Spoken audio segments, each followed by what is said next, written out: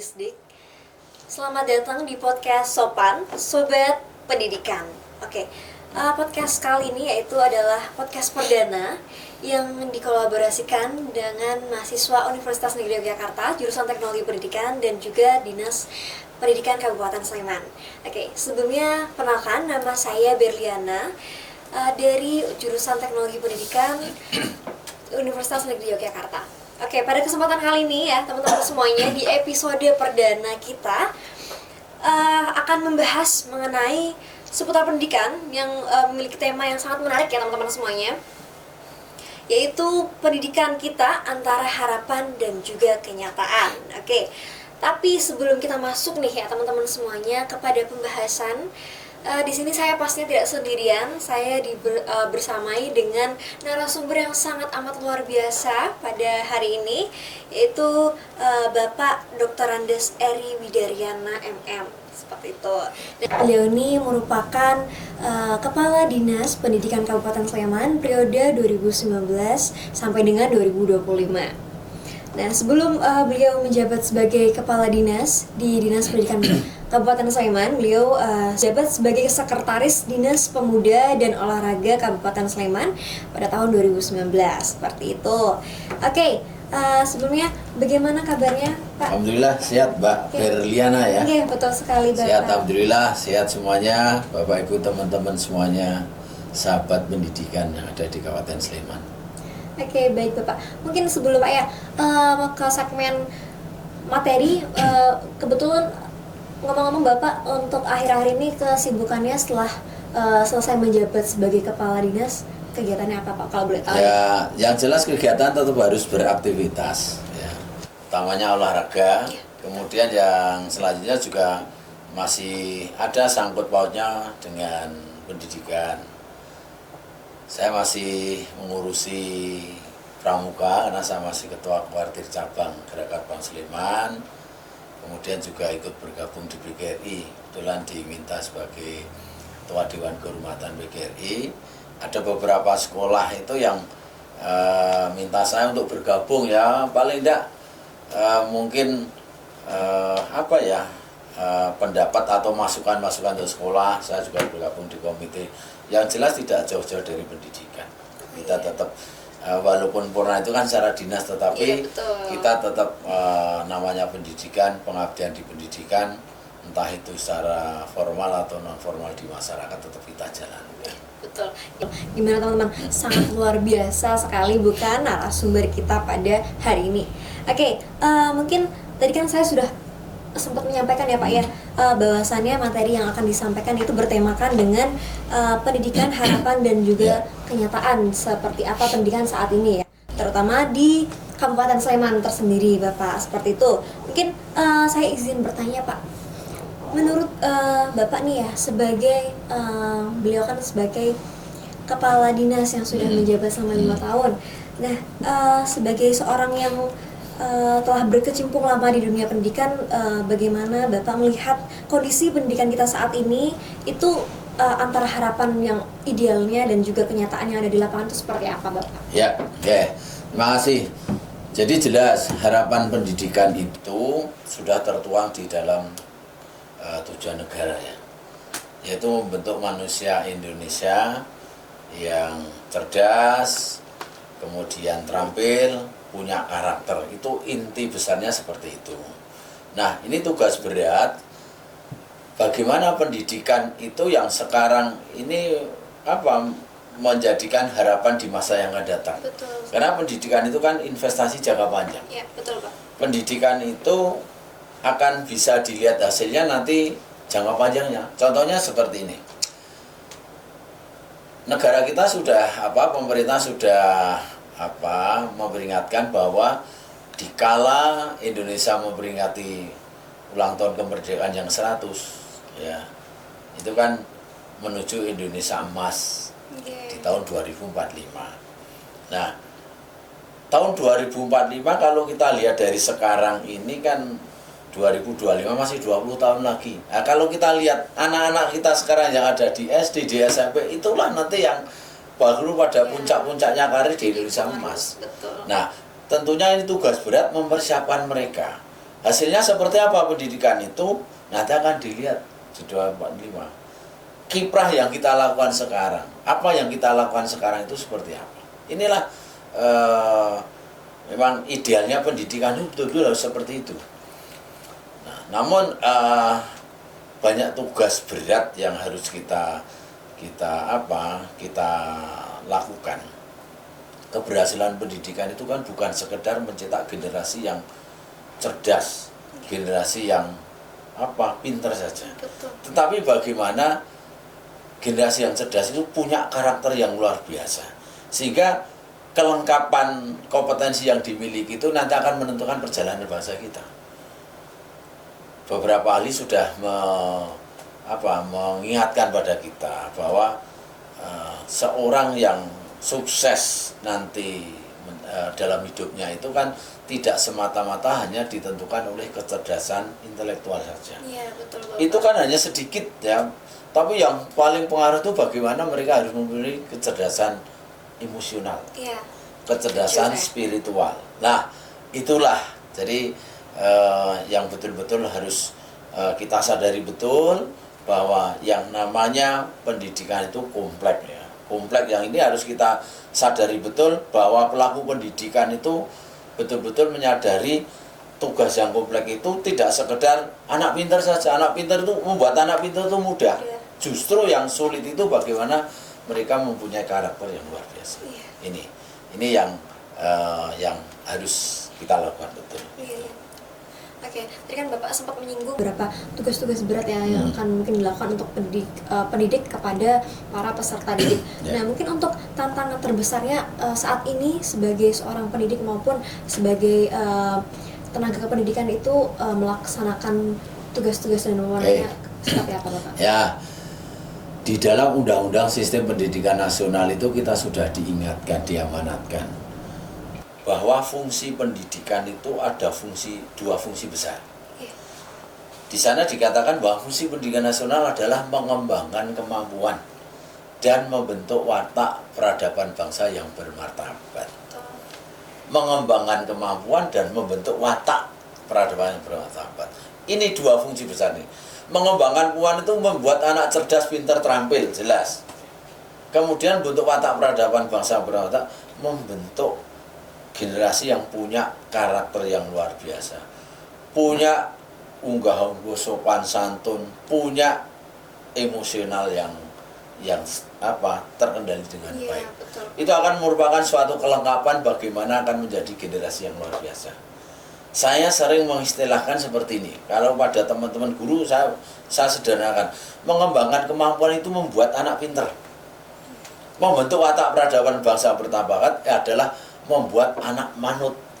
Jawanya seperti itu. Nah, jadi tugas kita itu membuat anak pintar dan anak manut. Kalau kita cermati, sekarang itu sering saya tanya pada Bapak Ibu guru, dari dua tugas membuat anak pintar dan anak manut itu kira-kira mudah yang mana? Rata-rata menjawab membuat anak pintar itu jauh lebih mudah. Betul sekali. Nah, ya bener, ya bener. Kalau anak itu manut dikandani mesti jadi pintar. Yeah. Nah, ini tantangan yang seperti itu, sehingga bagaimana kita seorang pelaku pendidikan, utamanya pendidik, itu harus menjadi sumber inspirasi dari peserta didik. Harus menjadi contoh betul, menjadi teladan betul, karena mereka itu akan mengidolakan bapak ibu gurunya. Betul, Pak. Saya katakan itu tantangan yang berat. Jadi guru itu tidak mudah, tetapi harus punya punya daya juang dan punya komitmen yang luar biasa.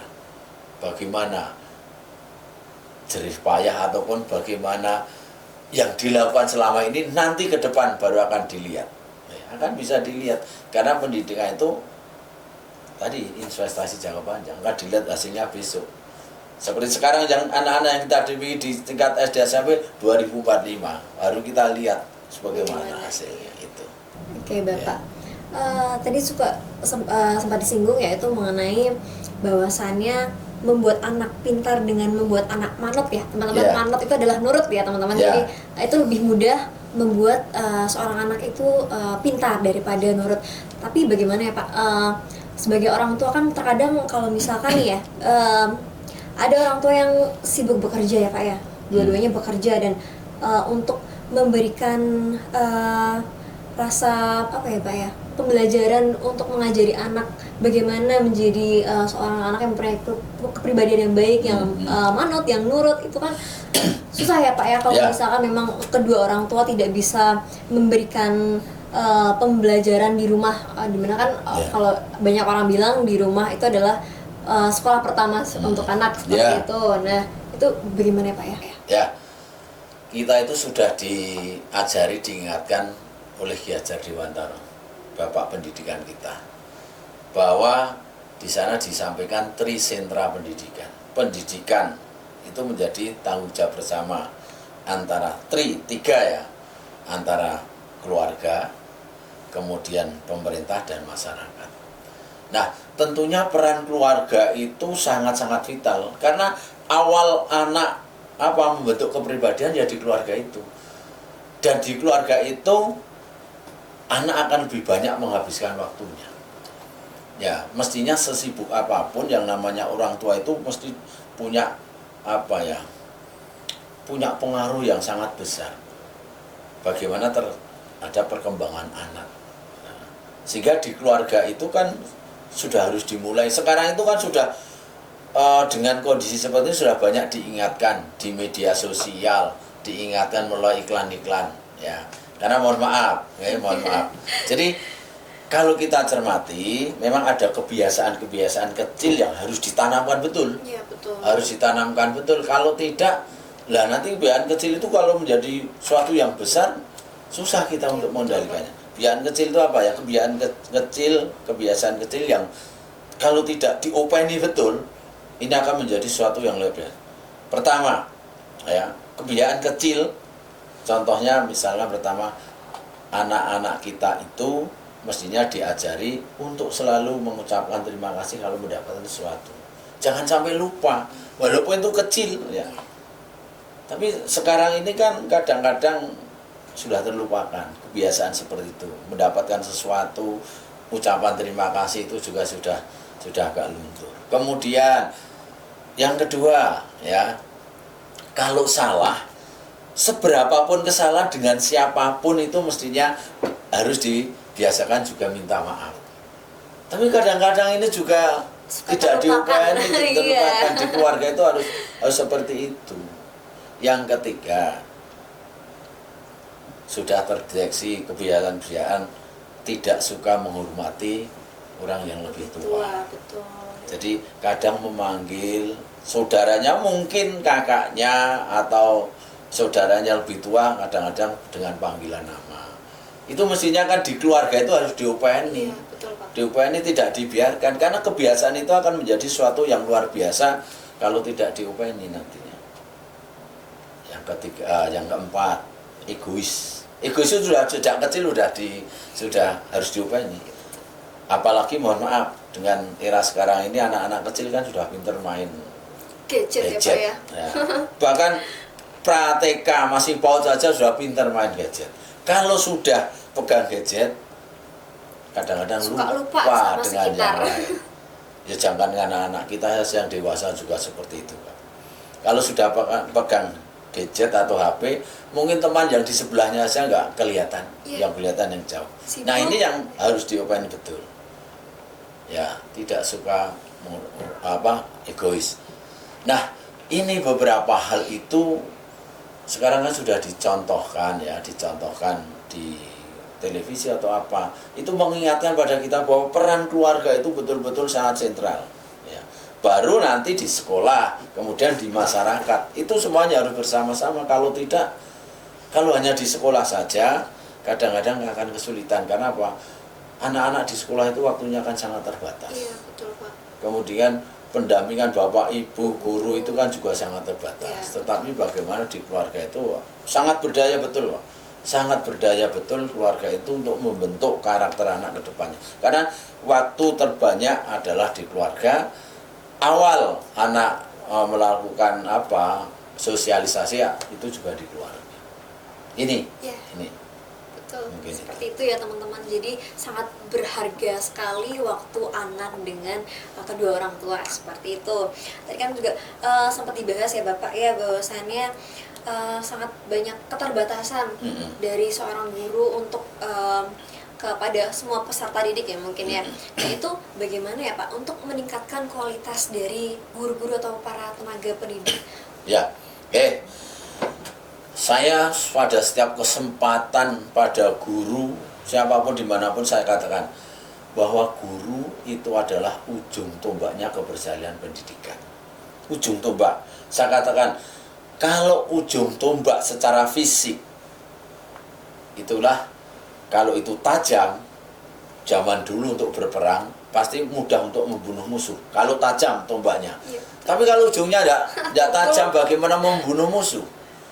Nah, sekarang guru ujung tombak keberadaan, ya gurunya mesti itu harus menjadi ujung tombaknya. Gurunya itu harus punya kompetensi. Gurunya itu harus betul-betul bisa menjadi ujung tombaknya untuk melawan kebodohan itu. Saya sering saya sampaikan juga, mohon maaf, aturan kurikulumnya senantiasa disempurnakan. Mungkin sarana prasarana dilengkapi selengkap apapun, tapi kalau gurunya tidak berdaya, gurunya tidak punya ujung tombak, sebagai ujung tombak yang ya nggak akan mungkin bisa. Karena guru itu tetap pegang peranan penting ya, sangat punya peranan penting bagaimana keberhasilan pendidikan itu, sehingga betul-betul guru-guru kita itu harus punya kompetensi yang luar biasa, sebagaimana telah diamanatkan di Undang-Undang Sistem Pendidikan Nasional itu. Untuk biasanya untuk peningkatan yang dilakukan dinas kepada para pendidikan, kebetulan dinas kan setahu saya ada bidang SD, PAUD dan juga SMP ya Bapak ya, itu biasanya bagaimana dinas memfasilitasi kegiatan-kegiatan yang akan disalurkan kepada para pendidik nantinya itu berbentuk seperti apa saja outputnya Pak? Yang beberapa kegiatan terkait dengan peningkatan kompetensi guru kita lakukan. Mungkin ada BIMTEK, kemudian ada workshop, termasuk juga fasilitasi terkait dengan kelompok-kelompok kerja guru. Itu yang diharapkan di sana para guru itu bisa meningkatkan kompetensinya. Karena ada 4 kompetensi yang digariskan di Undang-Undang Sistem Pendidikan Nasional. Apa? Kompetensi kepribadian, kompetensi pedagogi, kompetensi sosial, dan kompetensi profesional. Karena sekarang jabatan guru adalah jabatan profesi. Makanya harus dilakukan oleh orang yang profesional. Nah, kompetensi pedagogi saya berpendapat itu sudah bisa bisa dikuasai oleh para guru, karena memang sebelum menjadi guru kan sudah banyak ilmu yang didapatkan bagaimana untuk mendidik itu. Kemudian kompetensi kepribadian inilah yang harus menjadi kunci betul. Bagaimana kepribadian seorang guru itu betul-betul menjadi pribadi yang bisa menjadi suri teladan. Karena guru yang hebat adalah guru yang bisa menginspirasi pada peserta didiknya. Guru yang bisa menjadi suri teladan bagi mereka. Ya. Karena apa? Keberadaan guru itu betul-betul sangat peran penting ya Pak ya. Peran penting. Ya, saya sudah mengingatkan, tugas guru itu kompleks. Sudah diamanatkan di undang-undang juga, ada 7. Kalau saya singkat, dik, jar, bim, rah, teh, menil, eva. Dik mendidik, jar mengajar, bim membimbing, rah mengarahkan, teh melatih, menil menilai, eva mengevaluasi. Jadi ketujuh. Jadi kalau paham guru mengatakan bahwa tugasnya mengajar itu salah besar. Mengajar itu hanya sepertujuh ketugasan. Kecil. Tapi di luar itu yang bagaimana mendidik, bagaimana membimbing, bagaimana mengarahkan, bagaimana melatih itu sangat-sangat luar biasa. Sehingga guru itu betul-betul kita harapkan punya kompetensi. Ya, kepribadian seorang guru seperti apa? Karena guru itu akan dicontoh kok. Ya, dan guru itu akan selalu diingat oleh siswanya sampai kapanpun. Setuju saya Pak. Seperti contoh, kita yang seperti saya yang sudah tua lah, masih ingat betul kok guru saya waktu saya kelas 1 SD siapa, kelas 2 SD siapa, sampai mungkin sampai ke perguruan tinggi. Dan ingat betul bagaimana mereka mendampingi kita, bagaimana mereka membimbing kita. Baik buruk gurunya itu selalu akan diingat, tidak akan pernah terlupakan, siapapun, ya siapapun. Sehingga, nah saya selalu berpesan, jadilah guru yang menjadi sumber inspirasi peserta didik. Itu yang betul-betul harus, maka punya kepribadian itu yang luar biasa. Kemudian pedagogik tadi sudah, sosial. Nah, guru harus punya kompetensi sosial yang luar biasa juga. Saya sering matur bahwa jabatan guru itu bukan main-main tuh. Makanya guru itu punya status sosial yang tinggi, harus punya kompetensi sosial yang hebat juga. Contoh, kalau di kampung-kampung misalnya di tempat saya nyari orang misalkan untuk mewakili keluarga, matur atau apapun, ya golek Pak Guru. Nyari ketua PKK, ketua Dasasma, rata-rata golek Bu Guru. Punya sosial yang tinggi, dan guru itu akan melekat sampai kapanpun. Akan melekat sampai kapan. Jadi di mana-mana tetap guru. Contoh saya ya, mohon maaf nih. Ya, contohnya, saya itu sudah tidak ngajar sejak 2014. Tetapi predikat saya sebagai guru di masyarakat itu masih sangat kental. Dan mohon maaf, mungkin orang tidak mengenal saya kepala dinas, tapi mengenalnya sebagai Pak Guru. Kalau ada teman mau mencari rumah saya, belum tahu, tanya masyarakat di sekitar saya. Begitu menyebut nama saya, paling-paling hanya begitu. Rumahnya Pak Heri di mana? Orang masyarakat tempat saya, oh tempatnya Pak Guru, begitu. Itulah yang namanya jabatan Pak Guru. Jadi masih melekat. Nggak ada yang bilang, oh tempatnya Pak Kepala Dinas, nggak kenal. Karena saya awalnya memang dari guru ya.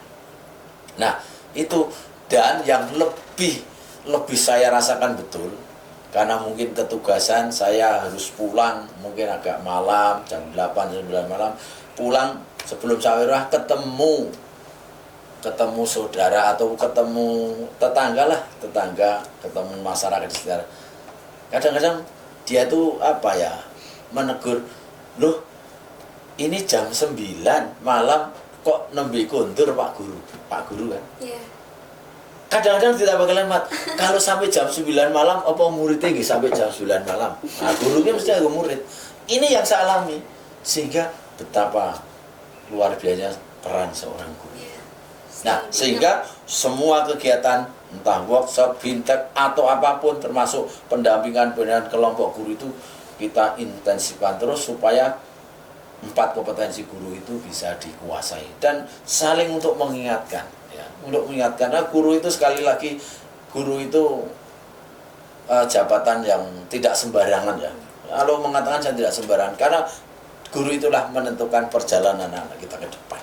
Betul banget teman-teman. Jadi sangat penting sekali kompetensi-kompetensi yang harus memang disalurkan dari dinas kepada guru-guru yang ada di Kabupaten Sleman pastinya. Oke, selanjutnya Pak, tadi kan juga sudah membahas mengenai betapa pentingnya peranan kompetensi-kompetensi tadi. Nah, sebagai seorang pendidik pun juga tidak akan jauh-jauh dari kualitas pendidik dengan kualitas kurikulum yang ada ya Pak ya. Tapi kan saya sedikit tahu ada beberapa mungkin kurikulum yang kurang relevan nih Pak ya. Saya juga sempat dengar cerita nih Pak dari teman saya bahwasannya kurikulum yang ada di sekolahnya itu tidak relevan di sekolahnya. Jadi cerita ya Pak ya. Nah, ini ada salah satu siswa dari SMA itu kebetulan teman saya itu adalah siswa jurusan IPS, tapi ternyata harus juga mempelajari mata pelajaran dari mata pelajaran IPA seperti itu. Itu bagaimana Pak? Apakah memang sudah terencana seperti itu? Apakah memang ada hal lain seperti itu? Ya, masih yang namanya kurikulum itu kan seperangkat pengaturan, ya, seperangkat pengaturan untuk mencapai suatu tujuan pembelajaran. Itu sebagai acuan untuk bahan pembelajaran ataupun acuan pelayanan pendidikan mungkin disesuaikan dengan seperangkat itu. Nah, tentunya pemerintah ini pada setiap kesempatan selalu mengkaji untuk menyempurnakan kurikulum. Jadi kalau dikatakan kurikulum selalu berubah itu saya tidak sependapat. Tapi kurikulum itu disempurnakan. Mungkin disesuaikan dengan kondisi masyarakat yang ada. Nah, hal itu mungkin sudah sudah melalui kajian yang cukup banyak. Namun demikian kalau ada sesuatu yang kadang-kadang mengatakan kok kurikulumnya begini, saya kembali lagi ya Bapak Ibu guru itu tetap harus mau bagaimana selalu belajar menyesuaikan dengan kurikulum yang ada. Kalau dikatakan tidak relevan, saya kira saya tidak sependapat. Contohnya misalkan jurusan IPS diberikan mata pelajaran IPA. Nah, itu kan juga seseorang untuk menguasai pengetahuan itu kan tidak sekedar saya jurusan IPS, ngertinya ya IPS. Karena kehidupan kehidupan sehari-hari itu kan banyak sekali yang berkaitan dengan kehidupan alam dan seterusnya, yang itu merupakan bagian dari walaupun mungkin kadarnya ya, atau mungkin tidak sebanyak kalau seperti jurnalnya. Nah, karena bagaimana seorang bisa melaksanakan kehidupan sehari-harinya itu kan kompleks ya. Sehingga ya itu kan perlu juga misalnya sudah dikaji secara matang. Hanya bagaimana mungkin kita pelaku pendidikan itu bisa mensosialisasikan, bisa menyampaikan ke sana supaya para siswa itu juga tertarik dengan baik. Jangan sampai saya jurusan IPS kok dikasih pelajaran kimia. Apa gunanya? Padahal di kehidupan sehari-hari itu yang urusan menyangkut dengan kimia kan juga ada. Iya, betul. Iya toh? Iya, betul. Ya, misalkan itu untuk pengetahuan-pengetahuan yang sifatnya sederhana untuk diimplementasikan di kehidupan sehari-hari. Sehingga saya kira kurikulum itu selalu disempurnakan itu ya karena memang tuntutan zaman seperti itu. Relevansinya bagaimana pelaku pendidikan utamanya Bapak Ibu guru itu bisa memberikan pendampingan itu. Jangan sekedar untuk saklek ilmunya seperti itu ya diajarkan seperti itu. Mestinya harus disambungkan dengan kehidupan sehari-harinya. Jadi ini yang merupakan tantangan juga untuk pengembangan kompetensi seorang guru. Ya. Jadi seperti itu ya teman-teman, bahwasanya kurikulum yang ada itu memang sebenarnya sudah dikaji dengan sangat amat baik seperti itu. Nah, tadi kan kita juga sudah membahas bagaimana kondisi yang ada pendidikan saat ini, membahas bagaimana pentingnya peranan guru, orang tua, dan juga bagaimana cara untuk meningkatkan kualitas serta kurikulum yang ada. Nah, untuk teknologi nih Pak, ya kan Pak, sekarang kan teknologi sudah semakin pesat seperti itu ya. Nah, bagaimana cara dinas ini memanfaatkan teknologi untuk meningkatkan kualitas pendidikan maupun kualitas guru itu seperti apa? Ya, terima kasih. Tentunya dengan perkembangan teknologi yang begitu pesat, semuanya itu pasti ada plus dan minusnya. Tetapi kita harus bisa memanfaatkan plusnya, itu harus kita manfaatkan betul seluas-luasnya. Hanya minusnya bagaimana kita untuk mengantisipasi minusnya itu. Karena kalau sudah bicara teknologi, sekarang sudah zamannya seperti ini.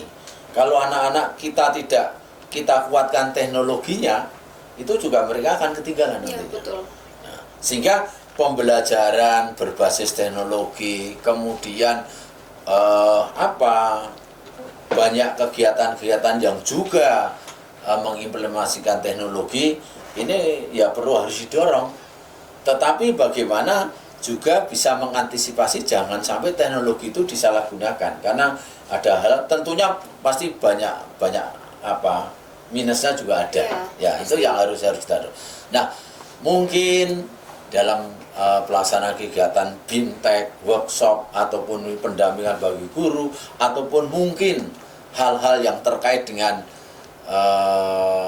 fasilitasi guru untuk mengurus nasib atau apapun, harus sudah kita mulai dengan pemanfaatan teknologi. di dinas itu kan banyak sekarang terkait dengan bagaimana untuk memeratakan konten pembelajaran di bidang SD itu ada yang namanya sembada berbagi. Itu jalan pemanfaatan teknologi. Kemudian pelayanan pada masyarakat umum terkait mungkin ada mutasi, mungkin ada legalisir, apa dan seterusnya, ada di sana pelayanan loyalitas demand. Itu yang ada. Kemudian ada lagi terkait dengan pemberian BOSDA. Untuk mempermudah terkait dengan SPJ pelaksananya, kita ada yang namanya sila BOSDA. Sebelum ada sila BOSDA, semuanya manual, itu banyak sekali kendala. Tapi dengan sila BOSDA jadi lebih simpel dan lebih mudah. Nah, kemudian sekarang dikembangkan lagi yang terakhir ini kita terkait dengan bagaimana penanganan ijazah, karena kami itu hampir setiap saat mesti ada pengajuan terkait dengan penggantian surat terang penggantian ijazah karena ijazah hilang atau dokumen penting. Nah, sekarang kita mengembangkan yang namanya SIIJAH, Sistem Informasi Ijazah. Itu. Nah, bagaimana ijazah yang ada itu digitalisasi lah, itu supaya nanti mudah untuk mencarinya kalau memang itu salah. Apalagi sekarang pemerintah pusat itu kan mulai tahun ini juga nanti ijazah dicetak sendiri oleh satuan pendidikan. Nah, ini kan, tetapi dari hal-hal itu juga harus kita lihat kalau ada kelemahannya. Misalkan kalau sudah digitalisasi, ijazahnya dibuat aplikasi, nah nanti kalau aplikasinya error ya juga akan jadi kesulitan. Ini yang harus kita antisipasi betul ya. Karena kalau sudah zamannya aplikasinya error, apalagi pengamanan datanya tidak bisa dipertanggungjawabkan, nah itu akan menjadi sesuatu yang merugikan. Namun demikian teknologi harus kita jawab. Saatnya sudah teknologi itu harus berperan penting. Plus minusnya, bagaimana plusnya kita manfaatkan sebanyak-banyaknya, minusnya kita perbaiki, kita minimalisir sekecil mungkin. Itu. Kalau boleh tahu Pak, untuk aplikasi SIIJAH ini apakah untuk semua jenjang atau? Ini baru tahun ini baru dimulai untuk SMP. Sudah mulai kemarin baru SMP. Nanti ke depan akan kita semua jenjang.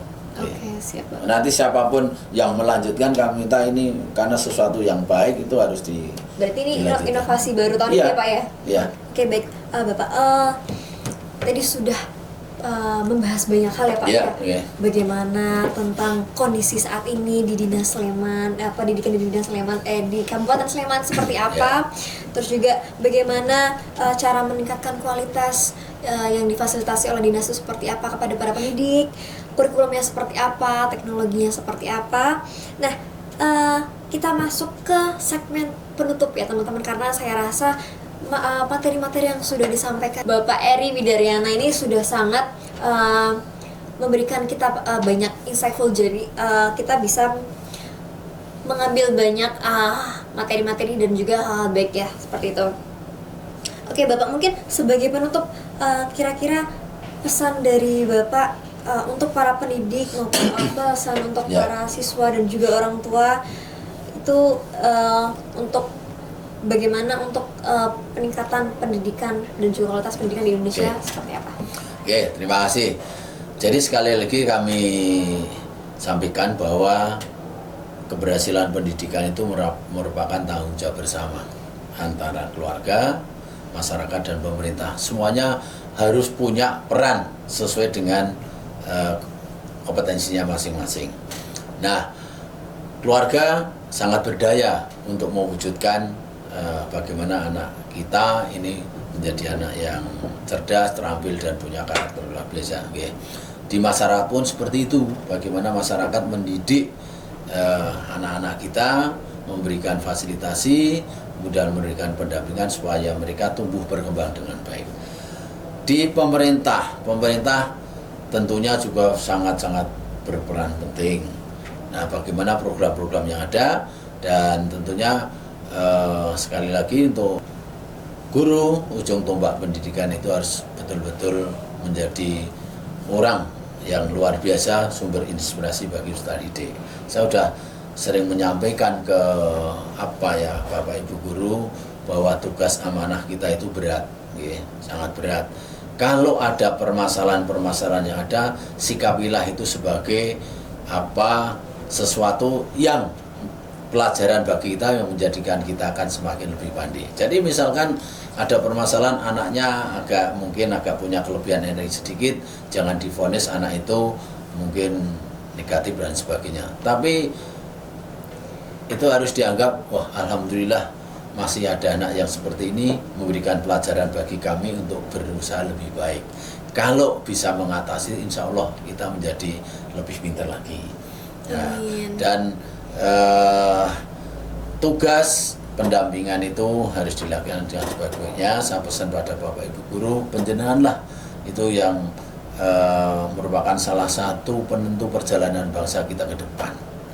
Nah, ibaratnya saya sering matur juga pada saat bahwa guru yang sekarang baru memberikan pembelajaran, mendidik, mendampingi dan seterusnya, itu ibaratnya seorang artis yang sekarang itu baru syuting film. Yang nyuting siapa? Anak didik kita.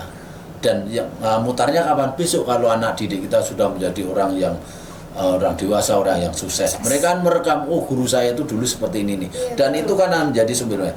Kalau rekamannya bagus, tentunya sesuatu yang luar biasa kita dapatkan. Ya itu, jadi rekaman itu tidak akan pernah hilang kalau rekaman seperti itu. Sehingga berilah rekaman yang terbaik untuk anak-anak bangsa kita, untuk kemajuan bangsa kita semua. Karena pendidikan itu sekali lagi tidak bisa dilihat hasilnya langsung pada saat ini. Tetapi bagaimana anak-anak kita itu nanti ke depannya hasil pendidikan yang kita lakukan. Jadi itulah yang bisa kita pesankan, tanggung jawab kita bersama. Mari bersama-sama kita ciptakan generasi kita, generasi hebat, generasi yang cerdas, terampil, punya karakter, yang nantinya akan membangun Indonesia di masa yang akan datang. Terima kasih. Terima kasih banyak Bapak untuk pesan kepada para pendidik, orang tua dan juga para peserta didik. Untuk teman-teman sobat dinas pendidikan di luar sana, mau di kabupaten mana saja ya, terutama di Kabupaten Sleman, jangan lupa untuk saksikan terus channel YouTube Dinas Pendidikan Sleman, karena nanti akan ada episode-episode selanjutnya yang membahas materi-materi yang lebih menarik lagi. So jangan lupa untuk di-subscribe channel YouTube Dinas Pendidikan Sleman. Mungkin boleh Bapak nanti kita pantun ya Pak ke depan kami. Ubur-ubur ikan lele. Cakep. Jangan lupa subscribe YouTube Dinas Pendidikan Kabupaten Sleman, Jale. Yeay. See you di episode selanjutnya.